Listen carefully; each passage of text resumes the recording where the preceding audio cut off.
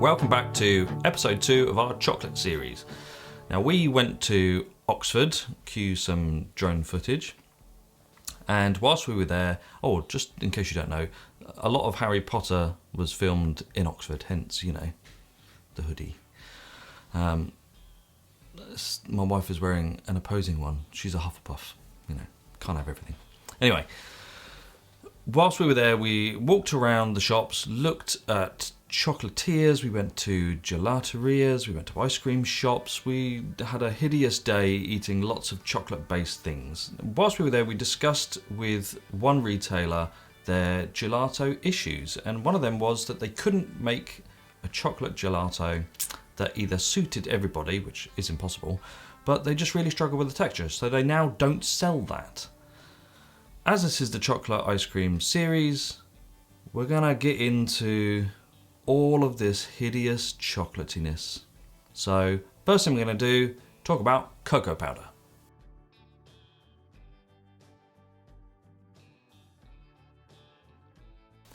First things first, what exactly is cocoa powder? How is it made?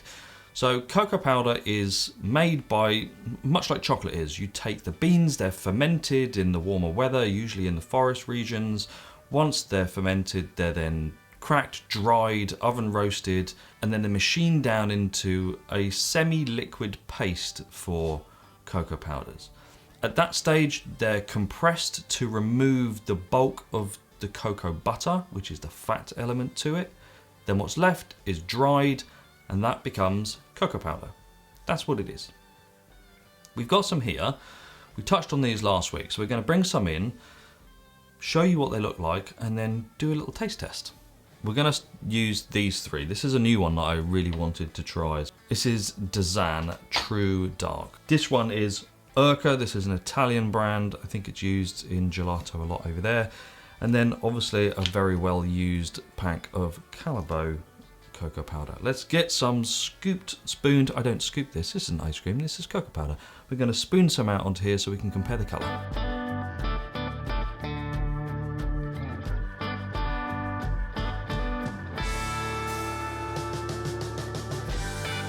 Now, interestingly, the True Dark, which is this one, the deZaan, pronunciation aside, is the lightest one in colour.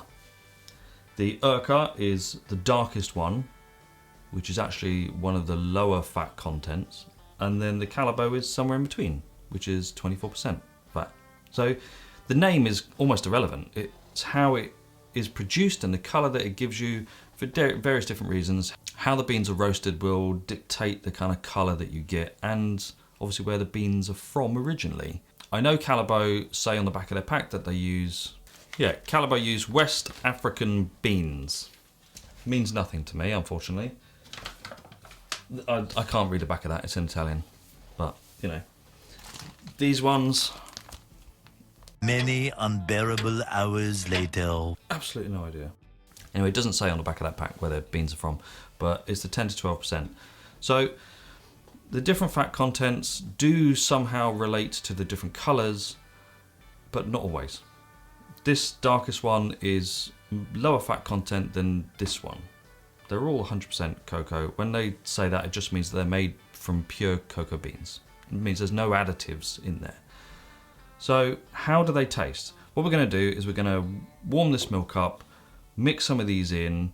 Ideally with cocoa powder you should bloom it to bring the flavour out forward, but we don't have time to do that for each one. That means cooking each mix for a couple of minutes just to bring it up to temperature, but that's what microwaves are for. So quick transition and we'll come back to it now.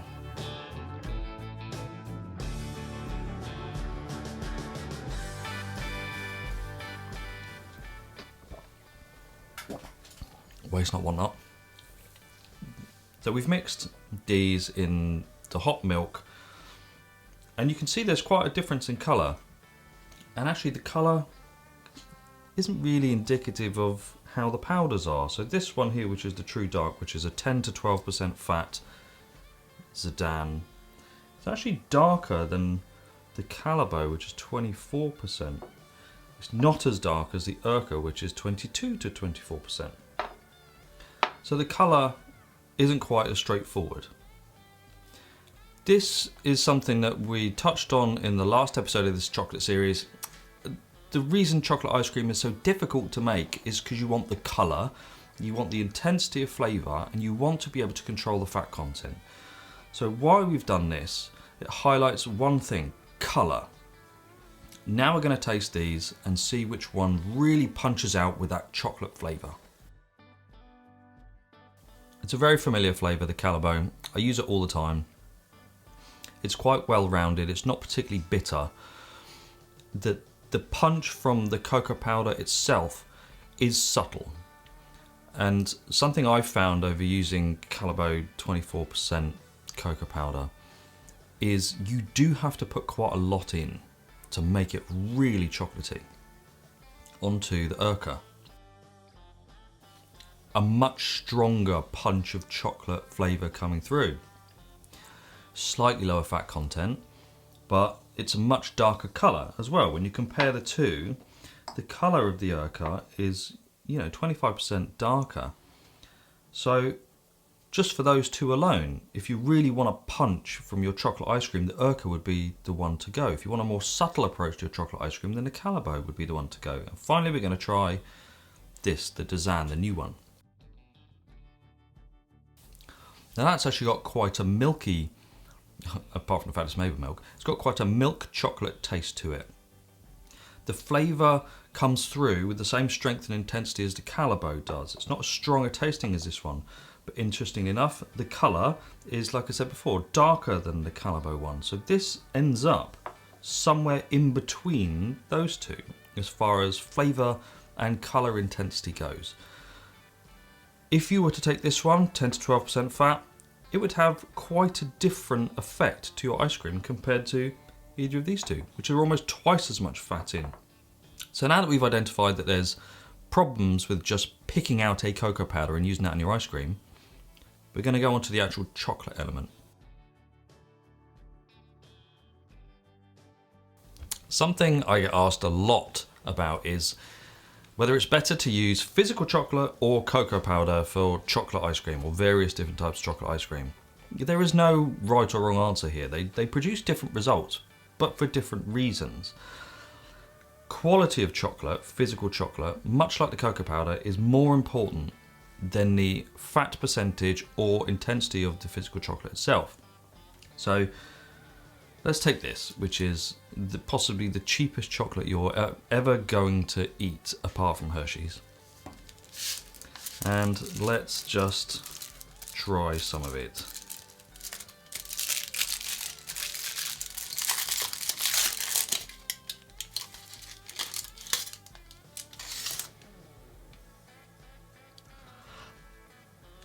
I'm sure every single bar of that has that really fake golden ticket, but fun all the same.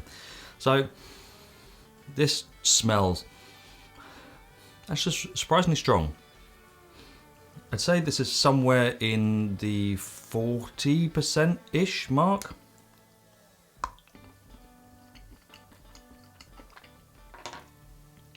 And it tastes foul. It's not pleasant chocolate at all.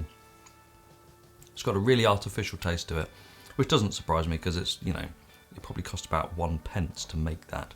So we've got some good quality chocolate in front of us. We've got Callebaut 70% here. We've got white chocolate, and we'll again get around to that again in a minute.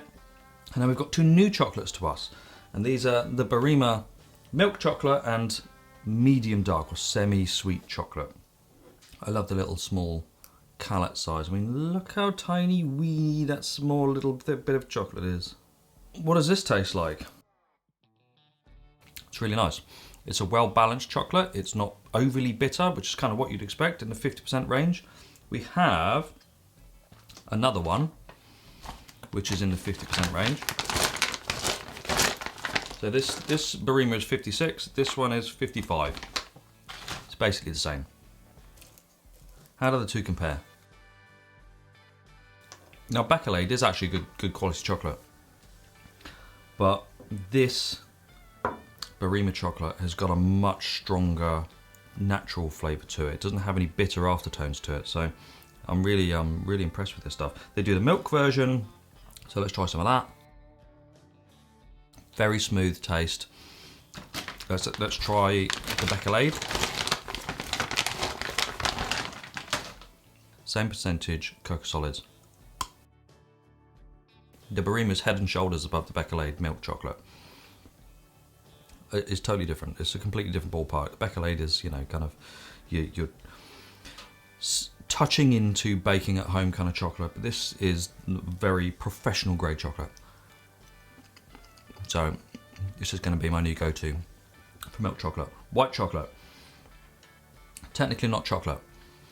Now, if you're going to use this in ice cream, there's a lot of things you have to do. It's a really strong, overpowering sweetness. The amount of sugar that is in this is off the chart compared to all the others. We'll talk about that in a minute. And finally is the 70% Callebaut chocolate. We know it's a very nice, strong chocolate taste. It has that bitterness as you'd expect because it's at 70% range. If you want to use chocolate in ice cream, which one would you start with? Making chocolate ice cream.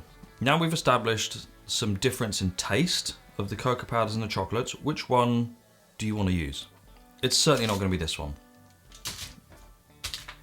Start with the chocolate that you enjoy the taste of. I mean, you do get a golden ticket, but you know, can't have everything. So we know that, me personally, I prefer these Barima chocolates over the Becolade. I don't dislike Becolade chocolate, but out of the two, these two win out. White chocolate is a very different type of ice cream. So we'll just move that aside for the minute and come into this one. So we've got three different types of chocolate here. We've got our milk chocolate, our semi-sweet, and then our dark. Now, if you're going to make a chocolate ice cream, most people will automatically go for the chocolate that they like to eat. So if you like milk chocolate, you'll go for a milk chocolate. But the dairy in ice cream dulls flavours by a huge amount. So if you used this very nice tasting milk chocolate, you'd get a really dull, milky chocolate ice cream. It wouldn't have really any flavour punch whatsoever. So you'd go up to the 50% range. Because once the flavour of that is dulled down by the dairy, you're actually going to end up where the milk flavour is. So that's likely where you'd want to start.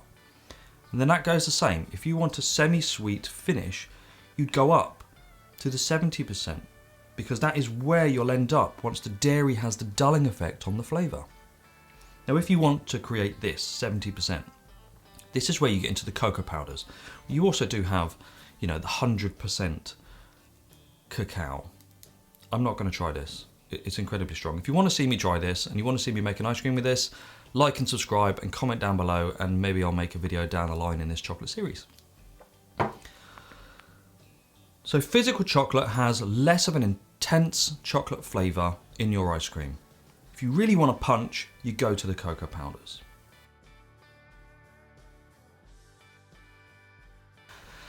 A little bit about white chocolate is it's mostly sugar. So let's just get the pack quickly. When we look at the back, we see 55% sugar. And if we look at this, which is the Callebaut 70%, on here it's 26% sugar. The Barima 56 is 42% sugar, and then their milk is 49% sugar. So these are all got sugar and a lot of it in there per weight. Cocoa powders have none, basically. There's a small amount of sugar which is actually in the cocoa pods, cocoa nibs themselves, and that's a natural base, but you're looking at sub 1%, so it's basically none. So if you're gonna make ice cream, you need to account for the sugars that are in the chocolate that you use. Cocoa powder, you don't have any sugar in there, so you have to add it all after. Next week, we're gonna make... Not next week. Next episode, we're gonna make actual ice cream. So we're gonna make one from this, which is the Barima 56%, and I think we're gonna go for IRCA, which is the dark cocoa powder, 22 to 24%. and then we'll compare them to the physical elements when they're made. Anyway, thanks very much for watching this, which is the next scientific part of our chocolate ice cream series.